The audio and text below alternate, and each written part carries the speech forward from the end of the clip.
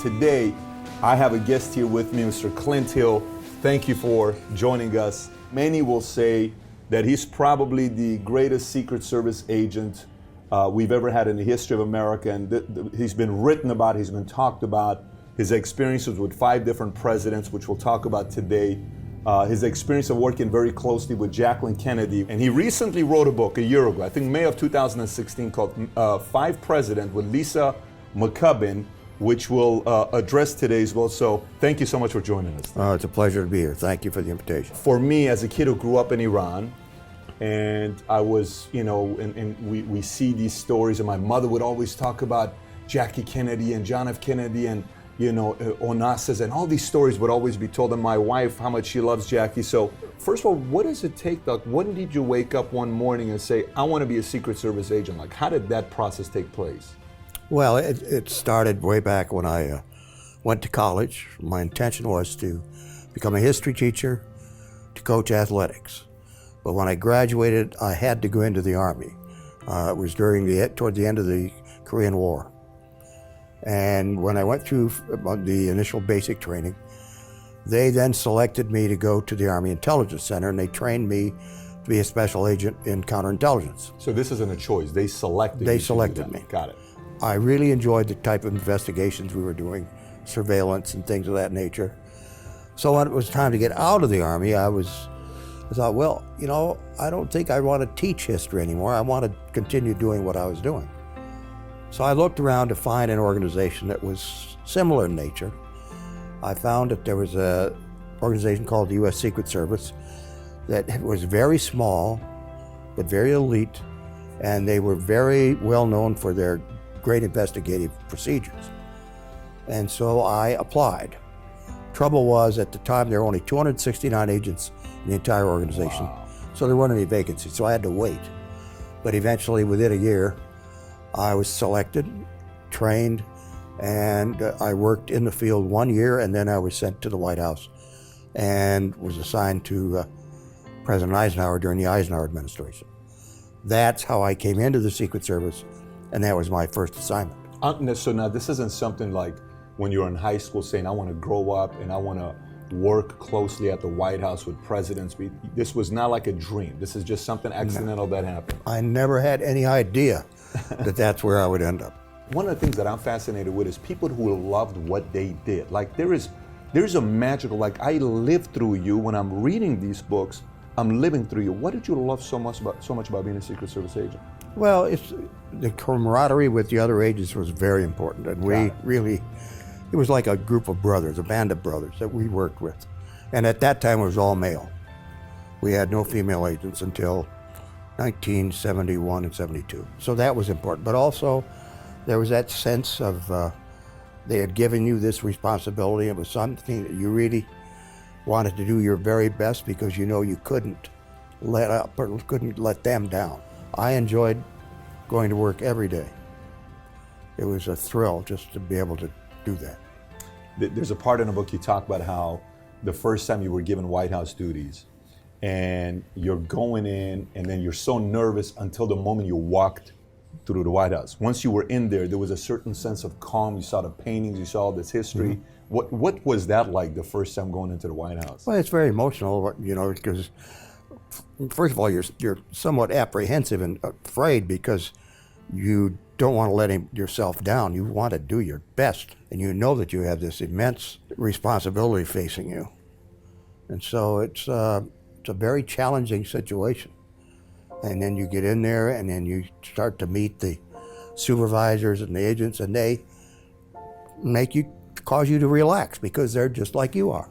And you finally come to the conclusion, you're working around the president, you realize, well, he's a human being too, just like me. He puts his pants on one leg at a time. And so it's a much easier atmosphere than you initially think it's going to be. When you first start working with Eisenhower, he's the first president you work with, the general, right? 5-star general. Yeah, in fact, he preferred to be called general, and he was called general by most of his friends, including his wife, rather than president. He loved the Army and the career he had there. We called him the boss, but he was a very congenial individual. He was easy to work with because he was always on schedule. The only challenging, not only one, but we had some challenging times with him in foreign countries because the crowds were so large. He was such a idol type figure to people in India or to... Why do you think, though, was different when you write about him than some of the other ones? Why was he idolized? Because of his actions in World War II. The fact that he was the Supreme Commander of Allied forces and they had defeated the Germans and then the Japanese. Clint, one of the things I'm fascinated with and curious about is, okay, so who had the biggest personality? Like when you work with some of these presidents, who was, when they walked into the room, you felt it? Who had a sense of humor? Who was charming? Who was fun to be around? Who actually talked to you guys? What could you tell us a little bit about these different 5 personalities that you work closely with? Well, they all had this gigantic ego and they were bigger than life. I would say that the one individual who probably had more influence with Congress and everything would have been Johnson because he had been there. He had been a powerful member of the U.S. Senate. Then he was vice president, and now he came into the presidency after the assassination. And he knew how to work the House and the Senate. He knew everybody that worked up on the Hill, and he could get things done. He was willing to make deals. He was willing, if you would vote on what he wanted done, he was willing to have that extra post office built in your district, or that new bridge over that Cricket River, or whatever it was that you really needed in your district. So he was a wheeler and dealer. Yes, he was a wheeler and dealer. Got it. Personality-wise, they all were, the only one of the 5 I worked with that didn't really have a close relationship with the agents would have been probably Nixon. Nixon did not. Not really. He was rather cold. We knew Nixon pretty well because he had been vice president for 8 years under Eisenhower. And during that time, we had a very small group of people with just 2. But we knew him, we knew his staff.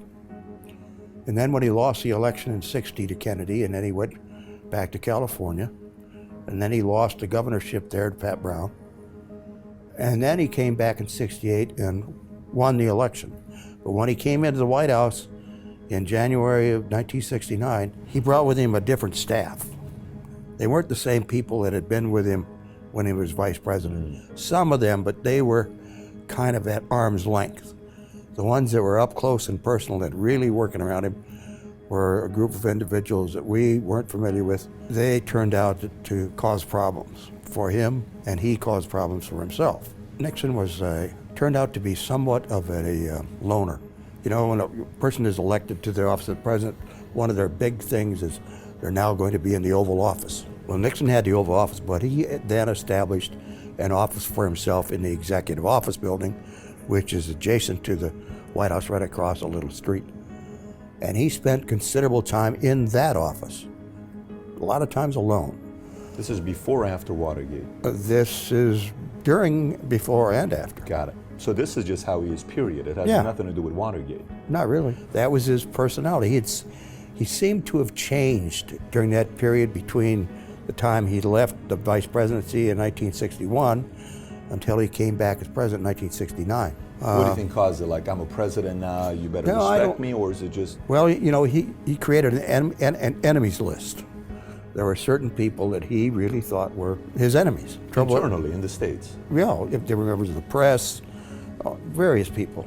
Trouble was, he left off one person out of that list. You should have put this particular person at the top. And it should have been Richard Milhouse Nixon, because he was his own worst enemy. Got it. He created problems for himself. I'll give you an example. When the Pentagon Papers were released and printed in the New York Times, Nixon requested his staff to find out where they came from. They found out they came from a guy named Ellsberg. Then they found out that Ellsberg has a psychiatrist, and he ordered them to break into the psychiatrist's office, burglarize it, which is unlawful, to find out what they could about his papers and his background. Well, that gave the people in his staff the idea that they could go ahead and break the law as long as they were doing it for the president. And subsequently, when Watergate happened, that's exactly what they were doing. similar to what they had done in the Ellsberg case. And so he caused problems. Maybe he didn't directly tell them to do that, but they got the idea from what he had told them to do previously. Interesting character. He did very good on China. I mean, he obviously gets a lot of credit for China. Absolutely. But there's a lot of things that they say about his personality.